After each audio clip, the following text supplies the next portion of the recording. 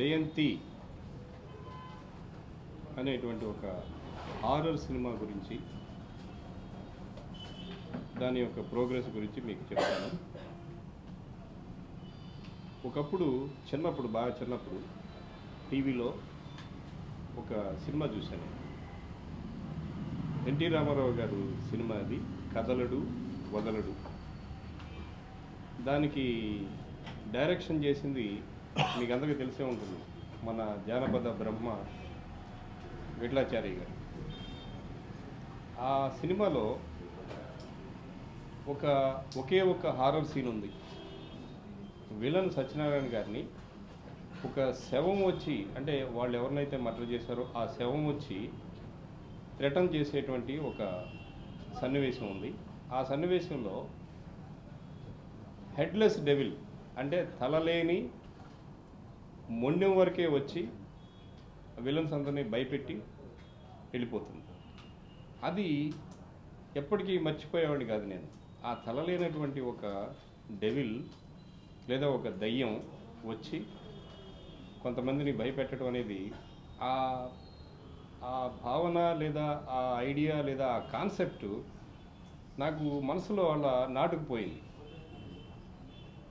అలాంటి తలలేని మొండిమే దయ్యంగా వచ్చేటువంటి ఒక సినిమా తీయాలనేటువంటి ఆలోచన, అంటే ముందు అలాంటి ఐడియా ఒకటి ఉంటూ చివరికి అది ఏమైందంటే అదే ఐడియాతో, అంటే తలలేని ఒక దయ్యం తలకాయలు నరుక్కెళ్ళి, విలన్స్ తలలు నరుక్కెళ్ళి ఒక మారణ హోమం చేసేటువంటి ఒక హారర్ సినిమా అయితే కొత్తగా ఉంటుంది, థ్రిల్లింగ్గా ఉంటుంది, మంచి హారర్ వర్కౌట్ అవుతుంది అనేటువంటి ఉద్దేశంతో తలలేని దయ్యాన్ని మెయిన్ క్యారెక్టర్గా జయంతి సినిమాని తీయడం జరిగింది. ఈ తలలేని ఈ మొండెం చేసేటువంటి ఎలా తీయాలి, తీసేటప్పుడు ముందు ప్రారంభించేటప్పుడు ఈ తలలేని మొండాన్ని ఎలా తీయాలి అనేటువంటి ఒక ఆలోచన వచ్చింది నాకు. వచ్చి విఠలాచార్య గారు ఏం చేశారంటే, ఆయన గ్రాఫిక్స్ లేదా ట్రిక్ ఫోటోగ్రఫీ ఏం లేకుండా ఒక మాస్క్, అంటే ఒక కొద్దిగా పొట్టిగా ఉన్నటువంటి వ్యక్తిని పైన తల లేకుండా ఒక మాస్క్ చేసి దాంతో ఆయన హారరు చూపించగలిగారు. ముందు నేను కూడా ఒక మాస్క్ తయారు చేసి అలాంటి డెవిల్ని చేద్దామని అనుకుని మాస్క్ తయారు చేయించి దాంతో కొన్ని షాట్లు తీయటం జరిగింది. తీసిన తర్వాత అది నాకు నచ్చలా. పూర్తిగా ఒక దయ్యం ఉండేటువంటి ఫీలింగ్ రాలా, ఆ దాంట్లో ఉండేటువంటి ఆ మధ్య అంటారు కదా, అది రాలా. పూర్తిగా అది దయ్యంలా కనిపించట్లా నాకు. మాస్క్ వేసినట్టుగా ఎక్కడో కొద్దిగా అర్థం అవుతుంది నాకు. అప్పుడు ఏం చేసామంటే, ఇంగ్లీష్ సినిమాలన్నీ చూసా, ఇలాంటి కాన్సెప్ట్ ఎవరన్నా చేశారా ఎక్కడన్నా ఇంగ్లీష్లో అని చూసినప్పుడు ఒకే ఒక్క సినిమాలో నాకు ఈ కాన్సెప్ట్ దొరికింది. అది ఎలా తీశారని నేను కొంచెం ఎంక్వైరీ చేసుకుంటే, దాంట్లో కొంత మాస్క్ చేసి కొంత గ్రాఫిక్స్ చేసినటువంటి ఐడియా దాంట్లో ఆ మేకింగ్లో చూసుకుంటే అవి రెండు వాడినట్టుగా నాకు అర్థమైంది ఆ సినిమా. అలాంటి గ్రాఫిక్స్ మన తెలుగులో చేసేటువంటి వాళ్ళు ఎవరున్నారు అని ఆలోచిస్తే చేయగలమని చాలామంది చెప్పారు. అప్పుడు టెక్నికల్గా బాగా భారీగా ఖర్చు అవుతుంది.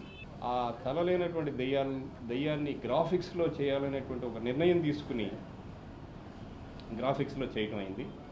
దానికి ఖర్చు కూడా భారీగానే అయింది. అయితే ఇక్కడ ఉన్నటువంటి కొంత సీనియర్ టెక్నీషియన్స్, అంటే గ్రాఫిక్స్ చేసేటువంటి వాళ్ళలో సీనియర్ టెక్నీషియన్స్ని కన్సల్ట్ చేసుకొని వాళ్ళలో ది బెస్ట్ పర్సన్స్ ఎవరో చూసుకొని వాళ్ళతో చేయించడం జరిగింది. దానివల్ల ఏమైందంటే, మనకు ఇంటర్నేషనల్ స్టాండర్డ్లో, అంటే అంతర్జాతీయ అని నేను గట్టిగా చెప్పగలను. తర్వాత ఈ విధంగా హారర్ని చక్కగా మనం ప్రజెంట్ చేయడం జరిగింది. తర్వాత మంచి కామెడీ హారర్ అయితే ఇంకా వర్కౌట్ అవుతుందనేటువంటి ఒక ఆలోచన వచ్చింది. అందుకని కామెడీలో హారర్ రావడం కోసం బ్రహ్మానందం గారిని, పోసాని కృష్ణమురళి గారిని, తర్వాత ఆలీ గారిని, ఇంకా అనేక మంది హాస్య నటుల్ని మనం ఈ సినిమాలో నటింపజేయడం జరిగింది. వాళ్ళందరూ కూడా బ్రహ్మానందం గారు కానీ, ఆలీ గారు కానీ, పోసాని గారు కానీ అద్భుతమైనటువంటి సహకారం అందించి మంచి కామెడీని ఈ సినిమాలో పండించారు. హారర్లో కామెడీ, మంచి కామెడీ, హారరు అంతవరకు ఫుల్ఫిల్ అయిన తర్వాత మంచి యాక్షన్ కూడా సినిమాలో ఉండాలనేటువంటి ఒక ఆలోచన వచ్చింది. యాక్షన్ అంటే మన వాళ్ళకు ఫైట్స్ అంటే ఇష్టం, మన తెలుగు వాళ్ళకి. పూర్వకాలం నుంచి ఫైట్స్ మీద కృష్ణ గారు, చిరంజీవి గారు ఫైట్స్ మీదే అంత గొప్ప హీరోలు అవటం, ఎన్టీఆర్ గారు కానీ అంత గొప్ప హీరోలు అవటం జరిగింది. కాబట్టి అలాంటి యాక్షన్ సీన్స్ కూడా సినిమాలో ఉండాలని చెప్పేసి దాదాపుగా 10 ఫైట్స్ ఈ సినిమాలో మేము తీయటం జరిగింది. కాబట్టి ఇది ఒక హారర్ సినిమా, ఒక మంచి కామెడీ సినిమా, మంచి సస్పెన్స్ సినిమా, తర్వాత మంచి యాక్షన్ సినిమా కూడా అవుతుంది. కాబట్టి దీంట్లో బ్రహ్మానందం గారు, ఆలీ గారు, పోసాని గారు అగ్రశ్రేణి కమెడియన్స్ ఉన్నటువంటి ఒక మంచి కామెడీ చిత్రమే కాక హెడ్లెస్ డెవిల్ మొట్టమొదటిసారిగా ఇండియాలో మనం వాడినటువంటి ఒక హెడ్లెస్ డెవిల్ అంటే తలలేనటువంటి ఒక మొండిమే దయ్యంగా ఉండేటువంటి ఒక టెక్నిక్ యూజ్ చేసాం. అలాంటి యూనిక్ హారర్ చిత్రం అవుతుంది. అదేవిధంగా దాదాపుగా 10 ఫైట్లు ఉన్నటువంటి ఒక మంచి యాక్షన్ సినిమా కూడా అవుతుంది. ఈ యాక్షన్ సీన్లు తీయటంలో నాకు రమణ గారు, మార్షల్ రమణ గారు ఇక్కడ మన పక్కనే ఉన్నారు. వారు నాకు అద్భుతమైనటువంటి సహాయ సహకారాలు అందించారు. ఆయన సొంత సినిమాకైతే ఎలా వదిలిపెట్టకుండా ఉంటారో సినిమా అంతా కూడా ప్రతిరోజు షూటింగ్ జరిగింది. ఎందుకంటే సినిమా అంతా యాక్షన్ సీన్సే, హారర్ అవ్వచ్చు, కామెడీ అవ్వచ్చు, ఫైట్లు అవ్వచ్చు, అన్నింటిలో ఇంచుమించు హారర్ యాక్షన్ అనేది ఉంది. దాంట్లో నాతో పూర్తిగా ప్రతిరోజు వచ్చేటట్టుగా చూడాలండి. అంటే నాకు టైం లేనప్పుడు మాత్రం నేను రాలేను, వేరే ఉన్నప్పుడు, కానీ కుదిరినప్పుడు ప్రతిరోజు వస్తానని చెప్పేసి దాదాపుగా ఆయన ప్రతిరోజు కూడా షూటింగ్ జరిగిన రోజులు కూడా ఏవో కొన్ని రోజులు తప్ప నాతో పాటు ఆయన స్పెండ్ చేయడం జరిగి అద్భుతమైనటువంటి క్వాలిటీ తీసుకురావడం జరిగింది. ఇక ఈ సినిమాను ఇప్పుడు తుది మెరుగులు దిద్దుకుంటుంది. అతి త్వరలో దీన్ని రిలీజ్ చేయడం అనేది జరుగుతుంది. ఇది మీ ముందుకు వస్తుంది. కాబట్టి ఈ ఒక మంచి సినిమా మాత్రం ఇది అవుతుంది, ప్రజాదరణ తప్పకుండా పొందుతుంది అనేటువంటి ఆత్మవిశ్వాసం నాకు ఉంది. తర్వాత దీంట్లో ఇంకొక ఇదేంటంటే 2 ఐటమ్ సాంగ్స్, మనకి మాస్ డ్యాన్సెస్ ఉన్నటువంటి అమ్మాయిలతో ఉన్నటువంటి పాటలు 2 ఐటమ్ సాంగ్స్ ఉన్నాయి. ఈ 2 ఐటమ్ సాంగ్స్ కూడా ప్రజలను అంటే ప్రేక్షకుల్ని బాగా రంజింపజేస్తాయి. మంచి బీట్తో, మంచి డ్యాన్స్తో మంచి 2 ఐటమ్ సాంగ్స్ని దీంట్లో ఏర్పాటు చేయడం జరిగింది. ఇక ఈ సినిమాను ఒక పక్కన రిలీజ్ చేసుకుంటూ ఈ సినిమా టెక్నికల్గా గ్రాఫిక్స్కు తర్వాత ఇంకా ఇంకొకటి ఏంటంటే మొట్టమొదట నేను ఈ సినిమాని నిర్మాతగా మాత్రమే ఎంటర్ అయ్యాను.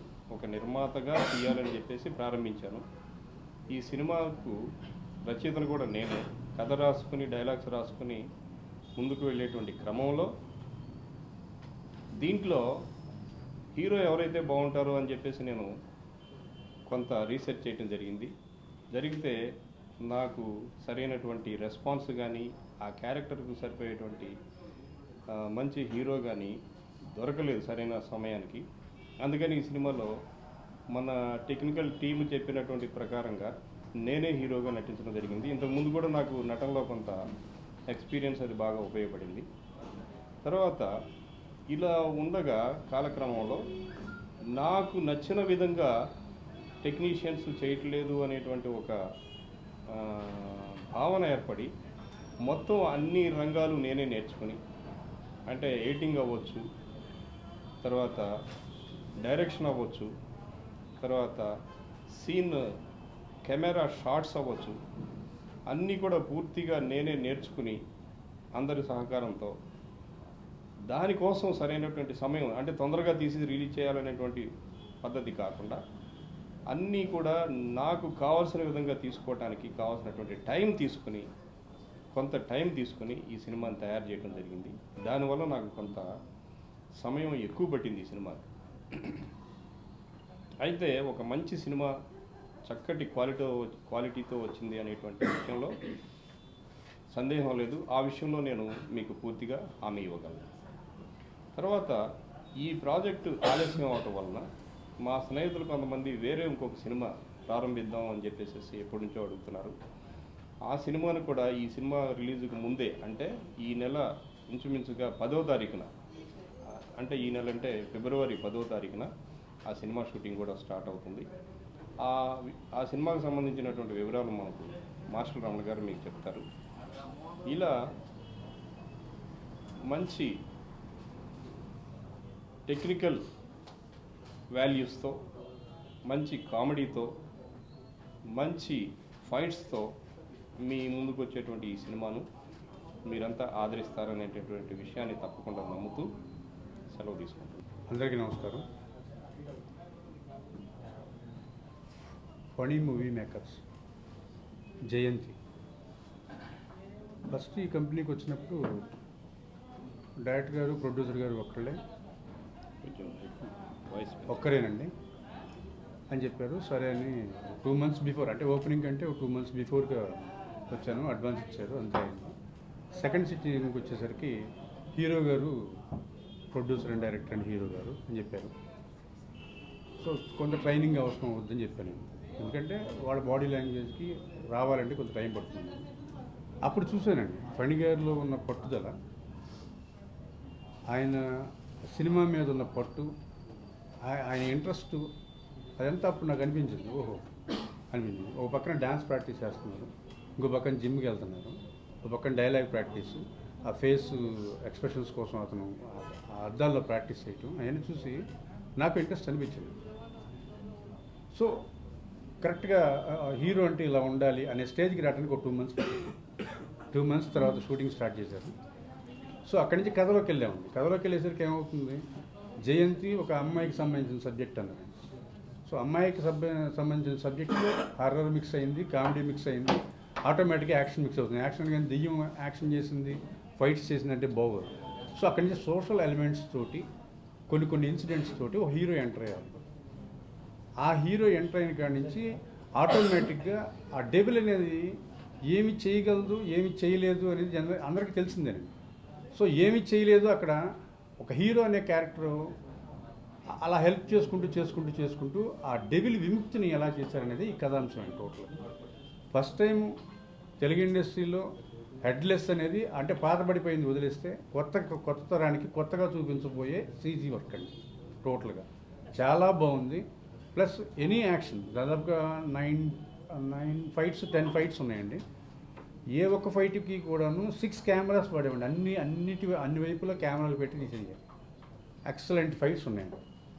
సీజీ వర్క్ వచ్చేసరికి ఏమైతే ఇంటర్నేషనల్ స్టాండర్డ్స్ ఏమైతే ఉన్నాయో వాటిని మించి ఇంకా బాగుండేలాగా, కథకు సరిపడేలాగా, అక్కడ మనకు కథలో ఏ అయితే ఇంక్లూడ్ అయిన సెంటిమెంట్, అసలు డెవిల్కి సెంటిమెంట్ ఏంటి అంటారండి జనరల్గా అందరూ, బట్ ఈ డెవిల్కి సెంటిమెంట్ కూడా ఉంది. తన సెంటిమెంట్ని కూడా ఒక హీరో వచ్చి ఫుల్ఫిల్ చేసి వెళ్తారండి. అటువంటి కథాంశంతో వెళ్తూ ట్రావెల్ అవుతుంటే ఓన్లీ సీరియస్గా చూపిస్తే సినిమా జనరల్గా ఎవరు చూడరు. అందుకే సూపర్ స్టార్ బ్రహ్మానందం గారిని దించారు, తర్వాత పోసాని మురళి గారిని దించారు, ఆ తర్వాత ఆలీ గారిని దించారు. ఇలా వీళ్ళందరినీ ఇంక్లూడ్ చేసుకుంటూ సబ్జెక్టులో ఎప్పుడు ఎక్కడ ఒక సెకండ్ కానీ ఒక నిమిషం కానీ బోరు కొట్టకుండా అలా ట్రావెల్ అవుతూ క్లైమాక్స్ దాకా తీసుకొచ్చారు. ఈ సినిమాకి టైం ఎక్కువ పట్టింది కానీ బట్ ఆలోచించడానికి చాలా టైం పట్టింది. మాకే ఆలోచించడానికి టైం పట్టింది, ఏం చేయాలి, ఎలా చేయాలి. ఎందుకంటే డెవిల్ అనగానే ఒక ఏదో వైట్ క్లాత్ ఒక మనిషిని నుంచోబెట్టి ఇక్కడికి వచ్చి తీసుకెళ్ళటం, ఇంకోసారి చూపించడం, ఒక బ్లాక్లోంచి ఏదో రావటం, అట్లా ఏదో సంథింగ్ చేస్తూ ఉంటారు. ఇక్కడ అలా కాదు, ఒక క్యారెక్టర్ ఎప్పుడు కూడా ట్రావెల్ అవుతూ ఉంటుంది. సబ్జెక్టులో ట్రావెల్ అవుతూ ఉన్న దాన్ని ఇంట్రెస్ట్గా చూడాలంటే తల లేకుండా ఉండాలి. ఇలా ట్రావెల్ చేసుకుంటూ తీసుకొచ్చిన సినిమా ఇది. నాకు తెలిసి ఇప్పటివరకు వచ్చిన కామెడీ హర్రర్ సినిమాల కంటే the best action and comedy and subject ఉండి సెంటిమెంట్ ఉన్న సబ్జెక్ట్లో మంచి సినిమా అండి జయంతి. నమస్కారం. సినిమా మొత్తం లేదమ్మా మళ్ళీ చెప్పమ్మా. లేదమ్మా, ఫ్లాష్ బ్యాక్లో మాత్రమే. ఫ్లాష్ బ్యాక్లో ఏమవుతుందంటే ఆ అమ్మాయికి తల ఎందుకు లేదు అనే దాని మీద ఒక చిన్న ఫ్లాష్ బ్యాక్ ఉంటుంది. దాని తర్వాత ఆ అమ్మాయి రివైంజ్ ఏంటి అనేది తెలుస్తుంది అనమాట. సినిమా అంతా కూడా హెడ్లెస్గానే ఉంటుందండి. ఆల్మోస్ట్ సినిమా అంతా హెడ్లెస్. ఒక 4-5 మినిట్స్ ఫ్లాష్ బ్యాక్ మాత్రమే హెడ్ ఉంటుంది అమ్మాయికి.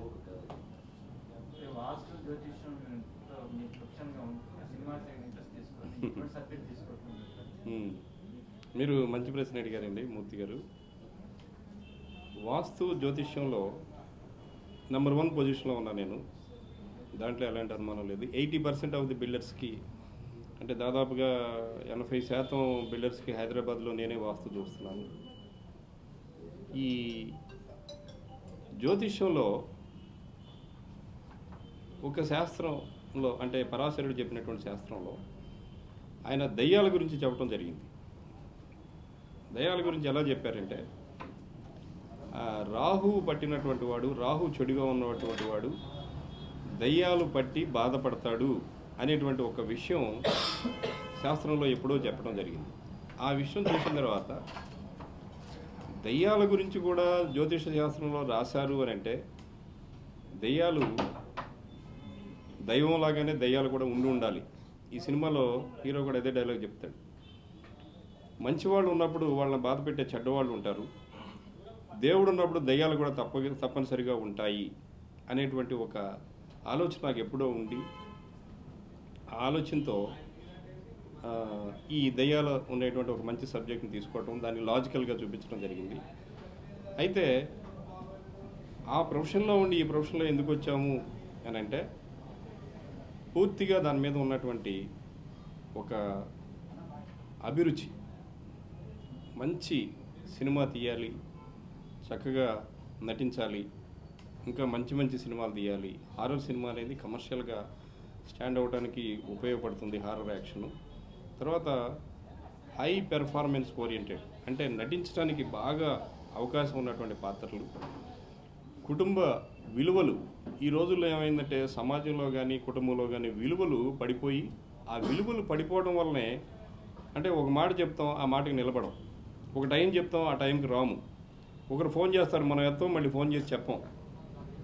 ఇంట్లో కూడా కష్టపడేవాడే కష్టపడతాడు కానీ మిగతా వాళ్ళు కూర్చొని తింటూ ఉంటారు. ఇలా సొసైటీ జ్యోతిష్యంలో నా దగ్గరికి ఏమంటే నాకు ఈ కష్టాలు ఎందుకు వచ్చినాయి అని చెప్తూ ఉంటారు, అడుగుతూ ఉంటారు. నువ్వు లేజీ రోజు పని చేసుకుంటే నీ కష్టం ఉండదని ఒకటికి, ఆ పోట్లాట్లు మానేస్తే మీకు తగాదాలు తగ్గుతాయి అని చెప్పడం ఒకటికి, తర్వాత అత్యాశ పడమాకండిరా బాబు, వాడెవడో ఊరికే ఇస్తానంటే వెళ్ళిపోయి డబ్బులు వడ్డీ కోసం అప్పులు ఇచ్చేసి వాడు ఇవ్వలేదని బాధపడటం. ఇలా సొసైటీలో వాల్యూస్ లేకపోవడం వల్లనే ఎక్కువ కష్టాలకి కారణం. కాబట్టి వాటిని సినిమాల్లో మనం చూపించవచ్చు. ఎందుకంటే బాధలు ఎలా వస్తాయో జ్యోతిష్యం వాస్తులో నాకు అవగాహన ఉంది కాబట్టి వాటికి ప్రాక్టికల్ సొల్యూషన్. మీకేదో అనారోగ్యం ఉంది, అనారోగ్యం ఉన్నప్పుడు సమయానికి తిండి తిని ఆ షుగర్ పెరగకోకుండా సరిగ్గా రోజు వాకింగ్ చేసి, లేదా బీపీ పెరగకోకుండా ఆయిల్ తగ్గించి, ఇది చేయకుండా ఏమండి ఏ దేవుడికి పూజ చేస్తే నాకు బీపీ తగ్గుద్ది, ఏ గుడికి వెళ్తే నాకు, ఏ దానం చేస్తే నాకు షుగర్ తగ్గుద్ది, మనం చేయాల్సిన పని ఏమీ చేయకోకుండా దేవుడి చుట్టూ గుడి చుట్టూ తిరిగితే పనులు కావు. కాబట్టి వాటికి ప్రాక్టికల్ సొల్యూషన్స్ కావాలి. ఆ ప్రాక్టికల్ సొల్యూషన్కి మంచి స్ట్రాంగ్ మీడియా ఏంటంటే సినిమా. ఇప్పుడు ఎక్కువ మంది దాన్నే చూస్తూ ఉంటారు, ఇంట్లో టీవీ పెట్టుకుని అదే చూస్తూ ఉంటారు, థియేటర్కి వెళ్ళి చూస్తూ ఉంటారు, ఆ సీన్లే చూస్తూ ఉంటారు, దాని గురించే కబుర్లు ఎక్కువ చెప్పుకుంటూ ఉంటారు. కాబట్టి ఈ సినిమా తీయటం ద్వారా, మంచి సినిమా తీయటం ద్వారా ఆ వాల్యూస్ని ప్రజెంట్ చేసి సొసైటీలో ప్రాబ్లమ్స్ సాల్వ్ చేయొచ్చు అనేటువంటి ఒక నిజమైనటువంటి నమ్మకం. ఏదో మీకు ముందు చెప్పాలి కాబట్టి చెప్పడం కాదు, ఆ భావన నాకు మనస్ఫూర్తిగా ఉంది. తర్వాత ఇప్పుడు ప్రాక్టికల్గా సార్ చెప్పినట్టుగా జ్యోతిష్కం దాని మీద వీటి మీద ఎట్లా చెప్పారు, సినిమాలో కూడా అంతేనండి. ఒక దెబ్బ కొడితే 10 మంది గాలిలో లెగుస్తూ ఉంటారు, దానికి ఆయన ఒప్పుకోరు.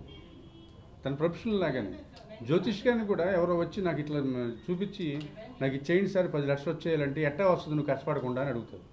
సో ప్రాక్టికల్గా మాట్లాడే వ్యక్తుల్లో చాలా తక్కువ మంది ఉంటారు, దాంట్లో సార్ ఒకళ్ళు.